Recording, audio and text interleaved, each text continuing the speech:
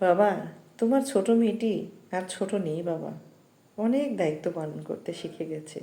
যে মেয়েটি একটা সময় তোমাকে বলতো, বাবা আমাকে একটা আম ছিলে দাও তো আমি খাবো, সেই মেয়েটি আজকে সকলের জন্য আম ছিলে। শুধু নিজের আমটি খাওয়ার সময় তার নেই। নিজের আমটি যে একটা সময় খাবে সেই সুযোগটি তার নেই। সে শ্বশুরবাড়িতে এসে সকলের যত্ন করতে শিখে গেছে, শুধু নিজের যত্ন করার সময় নেই। তার দিকে খেয়াল করার কারো সেই সুযোগটি নেই। ছোট্ট মেয়েটি আজকে দেখো কত সুন্দরভাবে রান্না করতে শিখে গেছে, সবাইকে গুছিয়ে খাবার দিতে শিখে গেছে। শুধু তার নিজের প্লেটে গুছিয়ে খাবারটি নেওয়ার সেই সুযোগ নেই। সেই মেয়েটি আজকে ছোট্ট একটা জব করছে, সেখানে দায়িত্ব পালন করছে যথাযথভাবে। শুধু নিজের দায়িত্ব পালন করার সেই সুযোগটি নেই। সে সন্তান পালন করছে, সেইভাবে যত্ন করে মানুষ করছে। শুধু নিজের ওষুধ খাওয়ার সেই সময়টি তার নেই।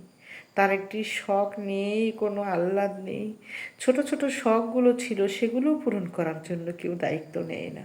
সেই দায়িত্বটুকু তার নিজেকেই নিতে হয়।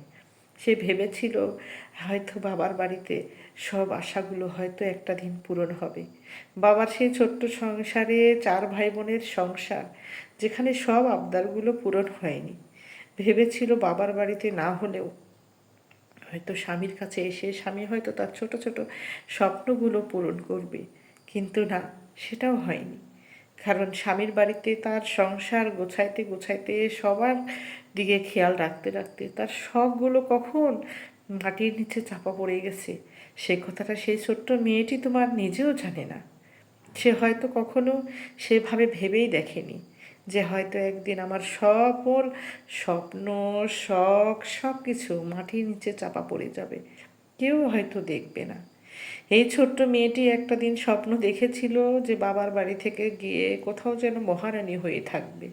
কিন্তু না, মহারানী থাকলো দূরের কথা, সে তো এখন চাকরানির মতো তুচ্ছ একটা মেয়ে হয়ে আছে। সে শুধু সবার যত্ন করতে জানে, রান্না করতে জানে, শুধু নিজের যত্ন করতে জানে না। সবাইকে যত্ন করে খাওয়াইতে পারে, কিন্তু নিজের যত্ন করে খাওয়ার সেই সময়টি তার নেই। সুন্দর সুন্দর রান্না শিখে গেছে, কিন্তু তার মুখে দেওয়ার সেই সুযোগ নেই। শ্বশুরবাড়িতে এত দায়িত্ব পালন করার পরেও যখন তার খোঁজটা নেওয়ার কেউ থাকে না, কেউ বলে না তুমি খেয়েছো, তুমি খাইতে আসছো আমাদের সঙ্গে, তখন সেই মেয়েটির মনটা ভেঙে চৌচির হয়ে যায়। তবুও দেখার কেউ থাকে না।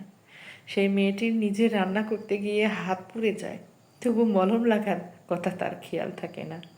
সেই মেয়েটি আজ তারপরেও সবাইকে খুশি রাখার জন্য সব দিক থেকে বহু কষ্টে দায়িত্ব পালন করে যাচ্ছে, কিন্তু তার দিকে কেউ খেয়াল রাখছে না।